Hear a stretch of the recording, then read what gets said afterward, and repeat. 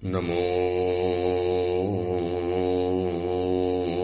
અરિયંતાણમ નમો સિદ્ધાણમ નમો આયર્યાણમ નમો વજ્જાયાણમ નમો લોહે સૌવસાવણમ એસો પંચ નમુકારો સૌવપાવપણાસણો મંગલાણમ ચ સવ્વેસી પરમમ વૈ મંગલમ મંગલમ ભગવાન વીરો મંગલમ ગૌતમ પ્રભુ મંગલમ સ્થૂલભદ્રાદ્યા જૈન ધર્મોસ્તુ મંગલમ. આચાર્ય પદવી પ્રાપ્ત થયા પછીનું આજનું ઓડિયો પ્રવચન પ્રથમ છે. આચાર્ય પદવીનો મહોત્સવ ખૂબ સુંદર રીતે, નિર્વિઘ્ન રીતે, એકદમ આનંદ ઉલ્લાસ સાથે એટલી બધી પબ્લિક ઉભરાઈ, એટલા લોકોની શુભેચ્છા મળી. સૌથી વધારે તો ઓડિયો પ્રવચન દ્વારા જે એક વાત રજૂ કરવાની અંદરમાં આવી હતી અને એના કારણે ગામે ગામ જે આંબિલ ભિક્ષુકોને ભોજન, અનુકંપાનું દાન, જીવદયા, પરમાત્માની આંગી, જાપ, પાઠશાલામાં પ્રભાવના ઇત્યાદિ એટલા બધા સુકૃતો થયા છે, એટલા બધા થયા છે. એનું તો આખું બોલવા માટે બેસું તો વળી પાછો આખો એક અડધો કલાક નીકળી જાય. ગામની અંદરમાં, દેશની અંદરમાં જે પણ લોકોએ કર્યા એ બધાની એક વખત ફરી વખત દિલથી અનુમોદના કરું છું કે આટલી સરસ શુભેચ્છા, આટલી સરસ પરમાત્માની આંગી કરી અને પરમાત્મા ભક્તિનું પુણ્ય મને ભેટ આપ્યું. મારા પદવીના દિવસે ખૂબ બધાનો આભાર. હવે આપણા રૂટીન પ્રવચનો ચાલુ રહેશે હરિવિક્રમ ચરિત્રના. આચાર્ય પદવીનો મહોત્સવ પરિપૂર્ણ થયો. હવે જે રોજના આપણા રૂટીન પ્રવચન એ યથાવત રીતે શરૂ થઈ જવાના. પ્રવચનનો વિષય છે ભયને ભયભીત કરનારો એક ભડવીર, રાજપુત્ર હરિવિક્રમ. આજથી આશરે 1000 વર્ષ પૂર્વે બનેલો, આશરે 4750 શ્લોક અને 10 સર્ગની અંદરમાં વહેંચાયેલો આ હરિવિક્રમ ચરિત્ર નામનો ગ્રંથ ભય ઉપર વિજય પ્રાપ્ત કરવાની કેટલીક કડીઓ, કેટલીક તાકાત, કેટલીક હિંમત આ ગ્રંથ દ્વારા આપણને જાણવા માટે મળે છે કે એમના જીવનની અંદરમાં અહીંના એક એક પાત્રોના જીવનમાં જોઈ લેજો, તકલીફો, મુશ્કેલીઓ તો આવી છે. અને એવું નહીં માની લેવાનું કે હું આટલી બધી પરમાત્માની ભક્તિ કરું છું, હું આટલી બધી દેવગુરુની આરાધના કરું છું, હું આટલી બધું જાપ વગેરે કરું છું તો મને જીવનમાં તકલીફ નહીં જ આવે. એવું તો ક્યારે પણ જીવનમાં નહીં માનવાનું. કર્મનો ઉદય તો તીર્થંકરને પણ નથી છોડતો. આપણે જેનો જાપ કરીએ છીએ એ પરમાત્માને પણ કર્મનો ઉદય નડી ગયો છે. પછી આપણે ફરિયાદ કેમ કરવાની કે પરમાત્માનો જાપ અમે કર્યો છતાં પણ મને આમ કેમ થયું? પ્રભુનો જાપ પરિસ્થિતિ કદાચ નથી બદલી શકતો. કદાચ નિકાચિત કર્મ છે એટલે કદાચ શબ્દ બોલું છું, કદાચ પરિસ્થિતિ નથી બદલી શકતો પણ મનસ્થિતિ તો જરૂર બદલી આપે છે. એ દુઃખની પરિસ્થિતિની અંદરમાં મનસ્થિતિ એકદમ સ્વસ્થ રહે, એકદમ શાંત રહે, એકદમ સહજ રહે. બસ આ જ પરમાત્મા ભક્તિનો પ્રભાવ છે. છત્રી ખોલવાથી વરસાદ અટકતો નથી, આપણે ભીંજાતા બચી જઈએ છીએ. એવી રીતે પરમાત્માની ભક્તિ કરતા કરતા કદાચ દુઃખોના વરસાદ અટકવાના નથી પણ એની અસરથી આપણે બચી જવાના. બસ આ જ પરમાત્મા ભક્તિનો પ્રભાવ છે. એટલે હું જાપ કરું છું, આરાધના કરું છું, આટલું બધી ધર્મ કરું છું, આટલું બધું સારું કામ કરું છું, છતાં પણ મને જીવનમાં કેમ ખરાબ થાય છે? આ કંઈ પૂછવાની વાત નથી. આપણે જેની આરાધના કરીએ છીએ એ વ્યક્તિ ખુદ પરેશાન થયેલી છે આ કર્મો દ્વારા. તો પછી એવા સમયની અંદરમાં ડરવાનું કેમ, રડવાનું કેમ? અહીંના એક એક પાત્રોના જીવનની અંદરમાં જોઈ લો, તકલીફ અને દુઃખનો પાર નથી. ક્યાં પોતાનું અયોધ્યાનું નગર અને ક્યાં જંગલની અંદરમાં આવી પડેલો આ હરિવિક્રમ, ક્યાં યક્ષરાજ મલયના ઘરની અંદરમાં રહેનારી આ યક્ષ કન્યા હતી માનવ કન્યા પણ હવે યક્ષ કન્યા બની ગઈ છે. ક્યાં એના પિતાજીના ઘરની અંદરમાં શાંતિથી રહેતી હતી? કોઈ હતી તકલીફ? ભુવન સુધીના જીવનની અંદરમાં મલય મેઘ યક્ષરાજના ઘરની અંદરમાં પ્રેમથી રહેતી હતી, પરંતુ જાતે તકલીફ ઊભી કરી અને આ બાબાજી કાપાલિકના હાથની અંદરમાં આવીને ફસાઈ ગઈ. આ તો ઠીક છે, એના મોઢેથી નૌકાર મંત્ર સાંભળ્યો, એના મોઢેથી અરિયન પરમાત્માનું શરણું સાંભળ્યું, એના મોઢેથી હરિવિક્રમે પોતાનું નામ સાંભળ્યું અને એને બચાવ્યા પછી ખબર પડી છે કે આ તો ભુવન સુંદરી છે. એટલો શોક લાગ્યો, એટલો આઘાત લાગ્યો, જાણે કે ભૂકંપનો ઝટકો લાગ્યો હોય, જાણે કે 100 વીજળી શરીર ઉપર પડી હોય અને કેવો ઝટકો લાગે, એટલો ઝટકો લાગ્યો. ભુવન સુંદરી તું અહીંયા કેવી રીતે? અને પછી ભુવન સુંદરીને ત્યાંથી તો બચાવી લે છે. એ બાબાજીને જે સજા આપવાની હતી બધી સજા આપી દીધી, પણ તું આ જગ્યાની અંદરમાં કેવી રીતે ફસાય? હું તો કદાચ એમને ફરતો ફરતો આવ્યો. મને તો કદાચ તારા વીરાના કારણે મને બહાર નીકળવાનું મન થયું. કદાચ તારું ભાગ્ય કે મારું ભાગ્ય જ મને અહીંયા ખેંચીને લઈ આવ્યું છે. વરના તારી શું હાલત થવાની હતી એ તો તને પણ ખબર છે, મને પણ ખબર છે. અચાનક ભુવન સુંદરી સાથેનું મિલન એટલું બધું એને આશ્ચર્ય જન્માવી ગયું કે હું આ દુનિયાની અંદરમાં કર્મ કેવું છે, જેના માટે જંગતા હતા ત્યારે એ વસ્તુ આપણને કદાચ મળતી નથી, અને જ્યારે મળે છે ત્યારે એની ઝંખના ચાલી જતી હોય છે. જ્યારે પહેલી વખત ભુવન સુંદરીને લગ્ન કરાવવાની જ્યારે વાત કરી હરિવિક્રમ સાથે, ત્યારે એને પોતાના કર્તવ્યો યાદ આવ્યા, પિતાનું આજ્ઞાનું પાલન યાદ આવ્યું. હવે પિતાની આજ્ઞાનું પાલન કરવાની અંદરમાં જાય તો હમણાં ભુવન સુંદરી સાથે લગ્ન થઈ શકે એમ નથી. એટલે ભુવન સુંદરી એનો અર્થ જુદો કાઢ્યો, ઉલટો અર્થ કાઢ્યો. એને અર્થ વિપરીત નિકાલ દીધા કે મને ચાહતા નથી, હું એને ગમતી નથી, મારી પાસે રહેશે નહીં, મને ગમતા નથી. આખો ઉલટો અર્થ કાઢ્યો. એટલે અહીંયા આવીને ફસાઈ ગઈ હતી. એટલે ભુવન સુંદરી લજ્જાથી નીચું મુખ કરીને કહે છે કે આપે મારી અવજ્ઞા કરી એમ મેં જ્યારે જાણ્યું, એટલે મૃત્યુની ઈચ્છાથી હું સમુદ્રના કિનારે ગઈ. ત્યાં એક મોટી પેટી જોઈ, એમાંથી કોઈ યુવાન કન્યા નીકળી અને એની જગ્યાની અંદરમાં હું ગોઠવાઈ ગઈ. અને મેં એને કીધું તું આને પેટીને પાણીની અંદરમાં તરાવીને. અને હરિવિક્રમ કે આટલું બધું દુઃસાહસ કરી નાખ્યું, આટલું બધું મનથી વિચારી લીધું. કેટલાક વિચારો જીવનની અંદરમાં વ્યર્થ હોય છે, કેટલાક વિચારો જીવનની અંદરમાં વ્યગ્ર હોય છે, કેટલાક જીવનની અંદરમાં વિચારો ઉગ્ર હોય છે. વ્યર્થ વિચારથી બચવાનું, ઉગ્ર વિચારથી બચવાનું અને વ્યગ્ર વિચારથી બચવાનું. આ ત્રણ પ્રકારના વિચારો આપણા મનને અંદરથી સતત ફોલી ખાય છે.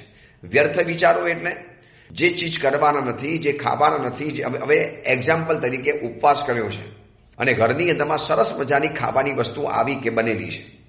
હવે એની સોડમ તો આવવાની, એની ખુશ્બુ તો આવવાની, એની સુગંધ તો આવવાની. હવે અત્યારે ખાવાના વિચાર એ તમારા માટે વ્યર્થ વિચાર છે. પચકાણમાં છો, તમે ખાનદાન છો, ખાવાના પણ નથી, પણ શું વિચારે બસ આવતીકાલે આ ઘરમાં બનાવડાવીશ અને હું ખાઈશ. ઘણીવાર નાનકડા છોકરાઓના ઉપધાન કરાવીએ ત્યારે નાનકડા છોકરાઓ વારંવાર ડિમાન્ડ કરે, કાલે આ બનાવડાવજો ને, કાલે આ બનાવડાવજો ને, ગુરુજી કાલે કહેજો ને મહારાજની પાસે આટલી વસ્તુ બનાવી આપજો ને. અને પછી દીવી કરીને આવીને પૂછીએ ને કે ખાધી? પહેલાં તો કે ના નથી ખાધી. પછી પૂછીએ કેટલી ખાધી? તો કે આટલી ખાધી. હવે વિચારજો, જે ચીજ માટે ગઈકાલથી વિચાર કરતો હતો, આજે ચીજ આવી છે ને ખાવાનું મન નથી થતું. આપણે એ ખાવાના જે વિચારો ગયા ને એ વ્યર્થ વિચારો, નિરર્થક, જેનો કોઈ અર્થ જ નથી સર્યો. જે વિચારીને ઉપરથી ખાલી આર્ત ધ્યાન કર્મનો બંધ થયો, બાકી સાવ નુકસાનની અંદરમાં ગયું. એટલે પહેલા નંબરની અંદરમાં આવે છે વ્યર્થ વિચાર, બીજા નંબરની અંદરમાં આવે છે વ્યગ્ર વિચાર. એટલા બધા વ્યગ્રતા ભરેલા વિચારો આવે, એટલી બધી વિચારોની ટ્રાફિકની અવર જવર હોય મગજની અંદરમાં, એટલી બધી ટ્રાફિકની અવર જવર, નોન સ્ટોપ ટ્રાફિક એનો મગજમાં ચાલતો હોય. અને ત્રીજા નંબરમાં આવે છે ઉગ્ર વિચાર, સંકલેશના, ક્રોધના, કસાયના, અહંકારના, કંઈક કરી નાખું, મારી નાખું, ખતમ કરી નાખું. આવા બધા અંદરમાંથી જે સંકલેશોના વિચાર આવે, આ બધા કહેવાય છે વ્યર્થ વિચાર, વ્યગ્ર વિચાર અને ઉગ્ર વિચાર. આવા ત્રણ પ્રકારના વિચારો આપણને પરેશાન કરતા હોય છે. તો આ ભુવન સુંદરીની અંદરમાં આપણને જોવા માટે મળે છે કે કેટલાક ખોટા વિચારોની અંદરમાં એની જિંદગીને ફસાવી નાખી હતી અને સમુદ્રમાં વહેતી ગઈ. હવે આ સમુદ્રની પેટી કદાચ એના હાથની અંદરમાં આવી, કિનારાની અંદરમાં, અને કિનારાની અંદરમાં આવી અને પેટીમાં કંઈક માલ હશે એ સમજીને જ્યારે એને પેટી ખોલી અને અંદરમાંથી હું મળી અને એમને બલિદાન કરવા માટે કોઈ સારો સુંદર લક્ષણવાળો વ્યક્તિ જોઈતો હતો. મારા શરીરના લક્ષણો જોયા અને એમને મારી નાખવાનું મને નક્કી કર્યું અને તમારી સામે બલિદાન તરીકે મને લાવીને મૂકી દીધી. હરિવિક્રમ કહે છે કે તે તારો આત્મા સમુદ્રમાં નથી નાખ્યો, તે ખરેખર મારા આત્માને પણ સમુદ્રમાં નાખી દીધેલો. અગર તું સમુદ્રમાં ખેંચાઈ ગઈ હોત, તું સમુદ્રની અંદરમાં મરી ગઈ હોત, આ પેટીની અંદરમાં તું સપ બની ગઈ હોત, આ પેટી તારા માટે કોફિન બની ગઈ હોત, આ પેટી તારા માટે મૃત્યુની પેટી બની ગઈ હોત, તો મારું શું થાત? તે એનો વિચાર ન કર્યો. રાજપુત્રી બોલી કે મારી અંદરમાં વિવેકનો એ વખતે અભાવ થઈ ગયો, મારું અંતઃકરણ વિવેકથી યુક્ત ન બની શક્યું.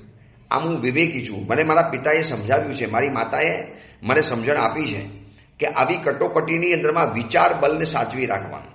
પણ શું થાય છે ખબર છે? આ કથા આપણને સમજાવે છે કે જ્યારે કટોકટી આવે છે ને ત્યારે એવા સમયની અંદરમાં વિવેક બલ અને વિચાર બલ ગાયબ થઈ જાય છે. એટલા બધા અનાપ શનાપ વિચારો કરે અને વિવેક વગરના વિચાર, શાન ભાન નહીં. આ વિચાર કરાય કે ન કરાય, અહીંયા આવું વિચારાય કે ન વિચારાય, એટલા બધા સંકલેશગ્રસ્ત અવસ્થા, એટલા બધા ભયંકર સંકલેશો.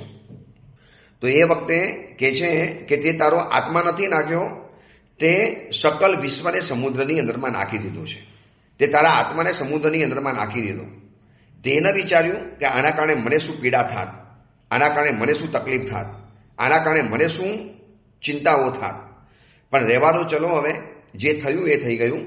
હવે ભુવન સુંદરી પૂછે છે કે આપ અહીંયા કેવી રીતે આવ્યા, અહીંયા તમારું આવવાનું કેવી રીતે બન્યું? તારે હરિવિક્રમ કહે છે કે જ્યારે અલંગ્યપુરની અંદરમાં મહાબલ રાજાને જીતીને જ્યારે પાછો આવ્યો અને પછી તારી વાત જ્યારે સાંભળી કે તું તો ખોવાઈ ગઈ છે, મળતી જ નથી, અલોપ થઈ ગઈ છે, અદૃશ્ય થઈ ગઈ છે, અને એ સમાચાર સાંભળ્યા પછી કેટલી બધી શોધખોળ કરી, કેટલી બધી જગ્યામાં તપાસ કરાવડાવી, પણ તું મળે ક્યાંથી? તું તો સમુદ્રની અંદરમાં પેટીની અંદરમાં પૂરાઈ ગયેલી અને આ બાજુ મારી જિંદગી ખતમ થઈ ગયેલી. હું તને ખૂબ ચાહતો હતો, ખૂબ તને પ્રેમ કરતો હતો, પણ મારા પિતાનું કર્તવ્ય હતું એટલે હું તારી સમક્ષ પ્રેમની વાત બતાવી ન શક્યો, હું મારા દિલની વાત ન બતાવી શક્યો. અને એટલામાં એક દિવસ કોણ જાણે મને અચાનક શું થયું, બસ આજે રાતના હું આવ્યો છું, બસ મારું મન કહે છે કે બહાર નીકળો, આ દિશાની અંદરમાં જાઓ. મને ખબર નથી, હું મારી જાત ઉપર કંટ્રોલ નથી કરી શક્યો અને દિશાની અંદરમાં આગળ વધતો જ ગયો અને વધતા આ સ્મશાનની અંદરમાં આવ્યો. આ મંદિર જોયું, મંદિરની અંદરમાં આવવાનું મન થયું અને ત્યાં સ્ત્રી તરીકે જોયા. તમે છો એ મને હજી ખબર હતી જ નહીં. બચાવવા સુધીની ક્ષણ સુધી તમે છો એ મને ખબર હતી નહીં. તું અહીંયા છે તો મને બિલકુલ ખબર નથી પડી. પરંતુ જ્યારે બધું જ પતી ગયું, બાબાજીને સજા આપી અને પછી તને જોઈ ત્યારે ચોંકી ગયો કે તું અહીંયા ક્યાંથી છે. બસ આ જ મારી કથા છે. એટલે એટલામાં તો કુમારનો જય થાવ, પુત્રીનો જય થાવ, આવું બોલતા મલય મેઘ યક્ષરાજ આકાશમાંથી પરિવાર સાથે ત્યાં નીચે ઉતર્યો અને જેવું ઉતર્યો એટલે સીધો દોડીને ભુવન સુધી દીકરીને ભેટી પડ્યો. બેટા, તે આ શું કર્યું? તું ક્યાં ભાગી ગઈ હતી? કેમ આટલી બધી અધીરી બની ગઈ? તારા જેવી સમજદાર દીકરી આટલી બધી અધીરી બની જાય?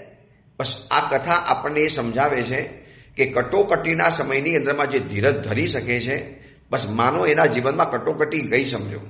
પણ જેવી કટોકટી આવે એટલે અધીરાઈ આવે. ક્યાં સુધી, કેટલું સહન કરવાનું, ક્યાં સુધી કરવાનું, કેટલા લોકોનું સહન કરવાનું? પણ સાહેબ, કેટલા લોકોનું સહન કરવું? 1 હોય, 2 હોય, 4 હોય, બધાનું મારે સહન કરવાનું, બધાનું મારે સાંભળી લેવાનું, બધી તકલીફોને મારે ફેસ કરી લેવાની, બધી તકલીફોને સ્વીકારી લેવાની. બસ આ જે છે ને એ જ અંદરમાંથી માણસને અધીરો બનાવી આપે છે અને એ જ માણસને જીવનની અંદરમાં ઢીલો કરી લે છે. પછી ભુવન સુંદરીએ કીધું, ચલો હવે જે થઈ ગયું હું માફી માગું છું, ફરીવાર આવું અવિચારી કૃત્ય નહીં કરું, ફરી વખત આવું અવિવેકી કૃત્ય નહીં કરું અને તમને જીવનની અંદરમાં તકલીફ પડે એવું ફરી વખત ક્યારેય પણ નહીં કરું. મારાથી આ થઈ ગયું એ થઈ ગયું. બધા ભેગા થઈ ગયા, વળી પાછા અલંગ્યપુરના મહેલની અંદરમાં ગયા અને ભુવન સુંદરીએ કીધું, ચલો પિતાજી જમવા માટે આવી જાઓ, જમવાનું તૈયાર છે. ત્યારે એ વખતે મલય મેઘ કહે છે કે આજે તો મારે ઉપવાસ છે. એટલે ભુવન સુંદરી પૂછે કે આજે ઉપવાસ કેમ? આજે ઉપવાસ કરવાનું કારણ શું? ત્યારે એ વખતે મલય મેઘ એમ કહે છે કે આજે ઉપવાસ નથી, છેલ્લા 2 દિવસથી ઉપવાસ લઈને ફરું છું તને શોધવા માટે.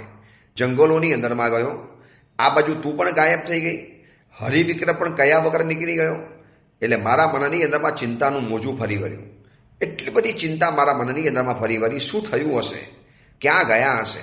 તમે બંને એક સાથે ગાયબ થઈ ગયા અને જ્યાં સુધી નહીં મળો ત્યાં સુધી મેં નક્કી કરેલું કે ઉપવાસ કરીશ, ફલ અને અન્નનો ત્યાગ કરીશ.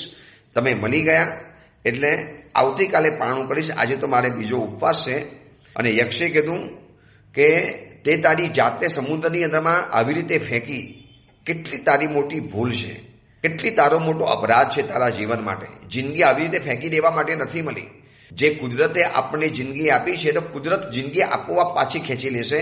આપણે જાતે જિંદગીને ફેંકવાની જરૂરિયાત નથી. કુદરતે જિંદગી આપણને આપી છે તો લેવાનો પણ અધિકાર એનો છે. આ જિંદગીને લેવાનો કે ટૂંકાવવાનો અધિકાર આપણો નથી. આપણે તો ખાલી ભાડુતી મકાનમાં જીવીએ છીએ. જેટલું ભાડું વળ્યું છે એટલા વર્ષ પૂરો કરી લેવાના. પણ સાહેબ શરીરમાં રોગ છે, જીવનમાં શાંતિ નથી, પરિવારમાં કોઈ માન નથી, મારું કોઈ સાંભળતું નથી, હું એકલો છું અથવા તો હું એકલી છું, મારી આજુબાજુની અંદરમાં કોઈ નથી. કેટલી જગ્યાની અંદરમાં જઈ આવી કે શાંતિ માટે, મનની પ્રસન્નતા માટે, પણ કોઈ જગ્યાએ શાંતિ જોવા નથી મળતી. તો એવા સમયની અંદરમાં આપણને આ કથા સમજાવે છે કે સમયને પસાર થવાનો, બસ બધું સારું થઈ જશે. અધીરાઈની અંદરમાં આવવાનું, વ્યગ્ર વિચારો કરવાના, ઉગ્ર વિચારો કરવાના, નિરર્થક વિચારો કરવાના. શું કામ એટલા બધા વિચારો કરવાના? વિચારવાથી કંઈ થવાનું તો છે જ નહીં. એટલે આ કથાની અંદરમાં મલય મેઘ જ્યારે એની દીકરી ભુવન સુધીને સમજાવે છે કે બેટા જિંદગી છે, આવા તો સુખ દુઃખના પ્રસંગો કેટલા બનવાના.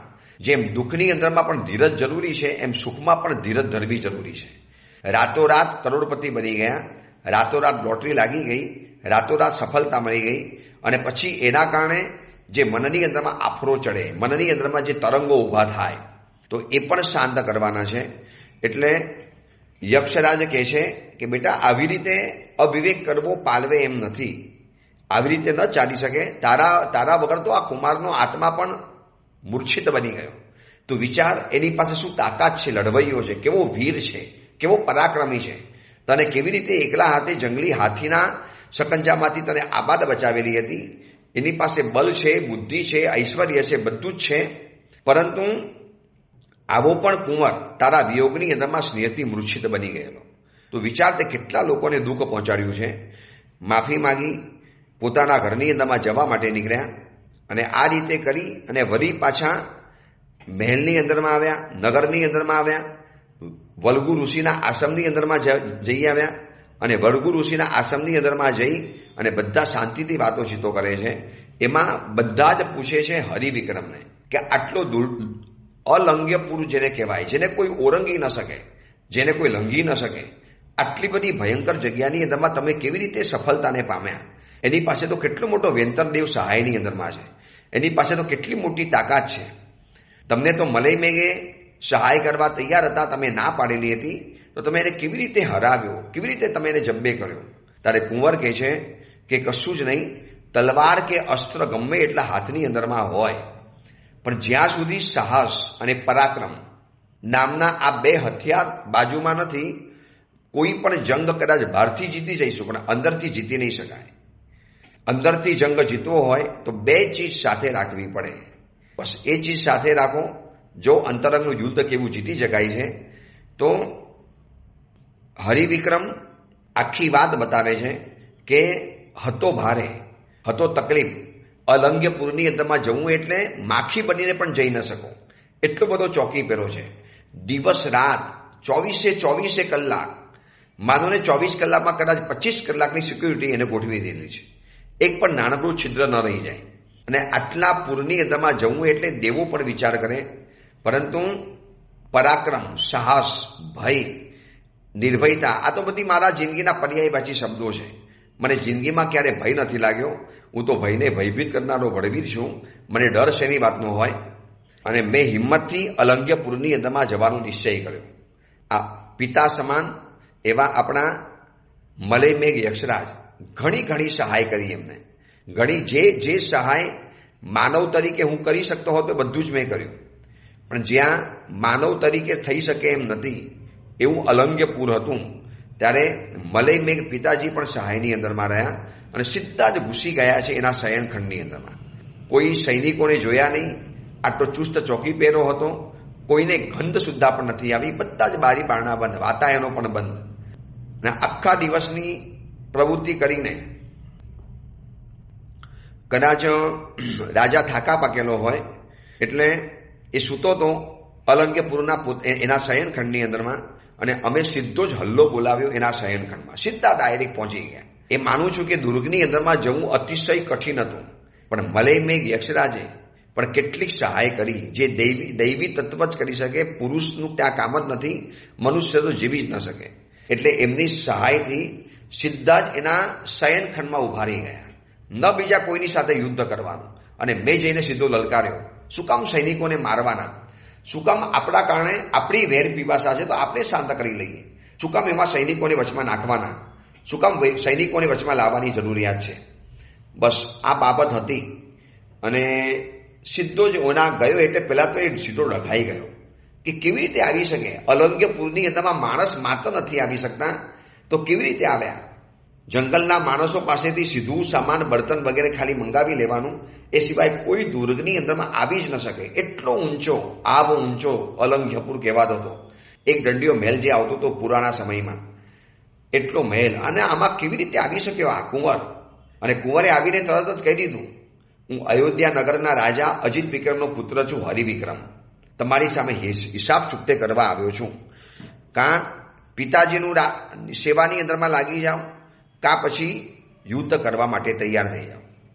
અને મેં એની સાથે યુદ્ધ કર્યું, પણ યુદ્ધ શું કરવું એ મને અંદરમાં આવેલો જોઈને જ અડધો ઢીલો પડી ગયો. મારી સુરક્ષા ખતમ થઈ ગઈ. મારા ચોકીયાતોને મારી નાખ્યા હશે, આખી મારી સુરક્ષા વ્યવસ્થાને તોડી ફોડી નાખી હશે.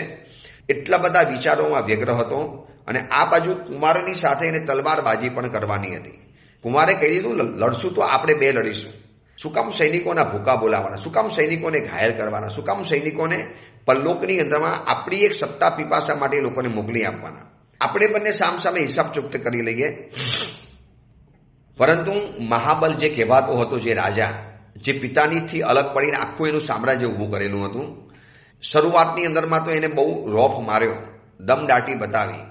પરંતુ મારું પુણ્ય ગણો, પ્રભાવ ગણો કે જે પણ ગણો, જોતાની સાથે થોડા હુંકાર કરવાના કારણે બંને જણા એવા વશ થઈ ગયા. જે મને મનાવવા માટે આવેલા એના માણસો મારા થઈ ગયા. આખો બનાવ ભુવન સુંદરી ઇત્યાદિ બધાને હરિવિક્રમ એ વલ્ગુ ઋષિના આશ્રમની અંદરમાં બધી વાતો બતાવે છે. એટલે આ પ્રમાણે વૈરીસિંહનો પરાજય કેવી રીતે થયો, ભુવન સુંદરી નષ્ટ કેવી રીતે થઈ, હરિવિક્રમ મૂર્છિત કેવી રીતે થયો, આ બધો જ વૃત્તાંત વિસ્તારથી ભુવન સુંદરીને કહ્યા પછી ભુવન સુંદરી કહે છે કે આ સાંભળ્યા પછી મને કેટલો બધો આનંદ થયો, કેટલો રોમાંચ થયો. કેવું તમારું અદ્ભુત પરાક્રમ છે! અલંગ્યપુર પત્તનના રાજાને ખાલી જોવા માત્રથી હરાવી દેવાનો. શું તમારી આંખોની અંદરમાં તલવાર આવી ગઈ? તમે ખાલી નજર કરી અને એકદમ ઢીલો થઈ ગયો, તમારા શરણની અંદરમાં આવી ગયો. તમારા પિતાજીનું શરણું એને સ્વીકારી લીધું. ખરેખર કુમાર, તમારા સાહસને, તમારા ધૈર્યને અને તમારી હિંમતને ખરેખર ધન્યવાદ છે. આ રીતે બધી વાતો ચાલતી હતી. એટલામાં રાત પૂરી થઈ અને સવાર પડી. સૂર્ય ઉગતાની સાથે દૈનિક કાર્યોની અંદરમાં તો શરૂ થઈ ગયા. હવે આ બાજુ મલય મેઘ યક્ષરાજને જલ્દી ઉતાવળ છે કે કોઈ પણ હિસાબે આ બંનેના લગ્ન થઈ જાય એટલે મારી જવાબદારી પૂરી. સાથે એની માતા જે હતી ચંદ્રશ્રી, એ પણ એટલું વિચારતી હતી કે જલ્દીમાં જલ્દી લગ્ન થઈ જાય તો સારું.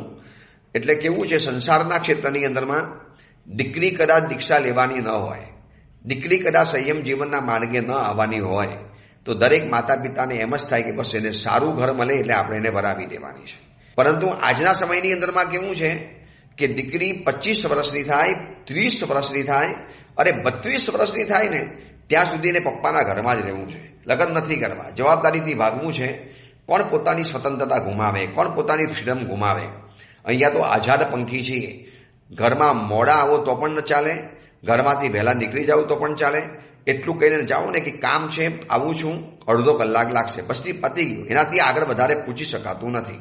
તો આ હરિવિક્રમ ચરિત્રની અંદરમાં આપણને જાણવા માટે મળે છે કે યક્ષરાજ જ્યારે એને કહે છે કે તું લગ્ન કરી લે હવે ભુવન સુંદરી સાથે, અને ભુવન સુંદરી સાથે લગ્ન કરવાની જ્યાં વાતચીત ચાલે છે એટલાની અંદરમાં એક સેવક, દ્વારપાલ સેવક અંદરમાં આવ્યો અને આવીને સીધું એને કીધું કે યક્ષરાજ, અયોધ્યાપુરથી કોઈ કાસદ, કોઈ પત્ર લઈને હરિવિક્રમ રાજપુત્રને મળવા માટે માગે છે.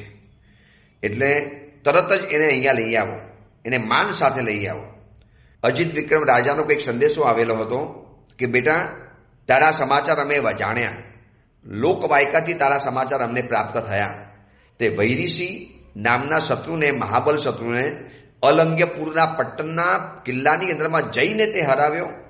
તે ખરેખર વિશ્વ વિજય પ્રાપ્ત કર્યો છે. આટલા મોટા ચુસ્ત સલામત જગ્યાની અંદરમાં વ્યંતર ધારે એને જ અંદરમાં જવાને, બાકી કોઈને નહીં જવાનું.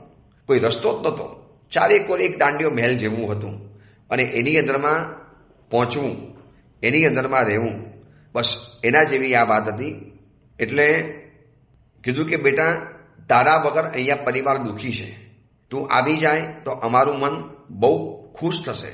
તે મહાબલ રાજાને જીત્યો છે, આની કીર્તિ અમારી ફેલાઈ ગઈ છે. આવા એક દંડિયા મહેલની અંદરમાં રહેનારા શત્રુને તે કેવી રીતે જીત્યો હશે એ અમારા મને આશ્ચર્ય છે. પણ તારી વીરતા ઉપર અમને વધારે ગર્વ થયો છે, અમને વધારે ભાવ થયો છે. પણ બેટા હવે એક ઈચ્છા છે. જો આ પત્ર લખવાની સિસ્ટમ જોજો. શરૂઆતમાં સીધું કામ નહીં કહી દેવાનું, કોઈને પણ નહીં. ફોન કરો તો સીધું કામ નહીં કહી દેવાનું, જરા આટલું લાવજો તો આટલું લઈને આવવાનું છે. પહેલાં પૂછવાનું ક્યાં છો, કેમ છો, શું કરો છો, મજામાં છો કે નથી, આવું પૂછીને પછી કામ ચિંતાય. અહીંયા તમે જોજો બધી વાતો ચિત્તો થઈ ગઈ છે, બધી અલગ મલગની વાતો ચાલે છે, હરવાસ ભરેલી વાતો ચાલે છે. અને એની અંદરમાં સમય બરોબર જોઈ અને મલય મેઘ યક્ષરાજે પોતાની કન્યા માટે ભુવન સુધી કન્યા માટે કીધું છે કે તારે લગ્ન કરવામાં તું લગ્ન કરી લે. પરંતુ એ જવાબ આપે એની પહેલા તો આ પિતાજીનો સેવક આવીને ઊભો રહી ગયો અને પિતાજીએ પહેલા બધા વખાણ કર્યા અને પછી કીધું બેટા એક ઈચ્છા છે કે જલ્દી પાછો આવી જા. હવે અમે પણ વૃદ્ધ થયા, અમે પણ ઘરડા થયા, તું કેટલા વર્ષોથી દેશ દુનિયાની અંદરમાં ભરતો હતો, તારા કોઈ સમાચાર નહોતા. કારણ કે એ જમાના મોબાઈલ, મીડિયા, આ બધા વીજાણુ સાધનો કશા જ હતા નહીં. એટલે યુવરાજ હરિવિક્રમને એના પિતાજીનો જે પત્ર છે કે બેટા બને એટલો જલ્દી આવી જાય એવી અમારી દિલની ઈચ્છા છે. હવે પિતાજીનો આ પત્ર આવ્યા પછી હરિવિક્રમ મલય મેઘની સાથે ચર્ચા કરે છે કે શું કરવાનું. પિતાજી બોલાવી રહેલા છે તો પિતાજી બોલાવે તો જવાનું જ હોય. પિતાજી બોલાવે એમાં કોઈ વિચાર પણ ન કરવાનો હોય. પરંતુ એની પહેલાં ભુવન સુદી સાથે લગ્ન કરી લો અને પછી આપ અહીંયાથી વિદાય થાવ.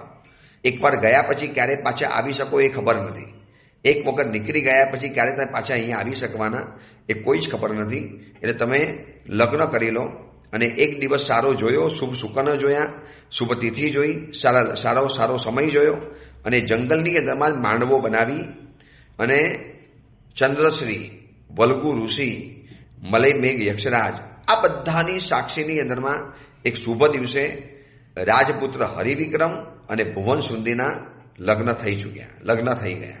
આ જૂના કાળની લગ્ન સંસ્કારની પણ એક પરંપરા હતી. લગ્ન સંસ્કારો પણ જૂના સમયની અંદરમાં આવી રીતે ચાલતા હતા. અને લગ્ન વગેરે થઈ ગયા, લગ્ન વગેરેની વાત પતી ગઈ અને આ બાજુ આશ્રમની અંદરમાં લગ્ન પત્યા. એટલે પિતાજીનો પત્ર આવેલો હતો. એટલે પિતાજીના પત્ર પ્રમાણે હવે જવાનું નક્કી કર્યું. હવે કેટલાય વર્ષોથી આ દીકરી સાથે રહી છે અને હવે જ્યારે એને વરાવવાની વાત આવે છે એટલે કોઈ પણ પિતાજી હોય દીકરીની વિદાય વેરામાં તો ઢીલા પડી જ જાય છે. પરંતુ લગ્નની અંદરમાં દીકરી એટલી બધી વાલી છે. હરિવિક્રમ ચરિત્રની અંદરમાં લખ્યું છે કે જ્યારે પાણી ગ્રહણ કર્યું અને જ્યારે છેડાછેડી છોડવાની જ્યારે વાત આવી, કન્યાનો જ્યારે હાથ છોડ્યો ત્યારે અમરસેને પણ સમાચાર મોકલી આપ્યા. જેનો ભાઈ હતો, જેને ખબર જ નથી અમરસેનને કે મારી બહેનનું આવું થયું છે, મારી બહેનને કોણ ઉપાડી ગયું. એને તો મા અને બહેનના કોઈ સમાચાર નહોતા મળ્યા. એને સમાચાર કેવડાવ્યા. દેખો યક્ષરાજ મલય મેઘનો વિવેક જોજો. એને બધાને સમાચાર આપ્યા કે તમારી બહેન મારી પાસે છે, લગ્ન કરાવીએ છીએ, તમે એના પરિવારના છો, અમારે તમને જણાવવાની ફરજ હોય એટલે બતાવી રહીએ છીએ. આવી રીતે કરી અમરસેનને પણ બોલાવ્યો.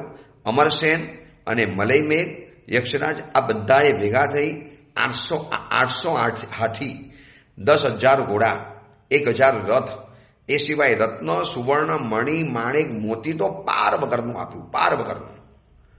એટલા બધા ઘોડા, એટલી બધી વસ્તુઓ ભેટમાં આપી છે. બસ કુંવર લઈ જાઓ, આ બધો સામાન લઈ હવે આપ અયોધ્યા નગરની અંદરમાં સંચરો, અયોધ્યા નગરમાં પહોંચો. ત્યાં આપના પિતાજી આપની રાહ જોઈ રહેલા છે. હવે આ કથાની અંદરમાં આગળ શું આવે છે, આગળ શું ઘટનાક્રમ બને છે, હજી તો કેટલી બધી કથા બાકી છે. એ અંગેનું શું થાય છે એની વાત આપણે આવતીકાલે કરીશું. એ જ મંગલ કામના, મંગલ ભાવના. જીનાગના વિરુદ્ધ કાંઈ પણ બોલાયું હોય તો મિચ્છામિ દુક્કડમ.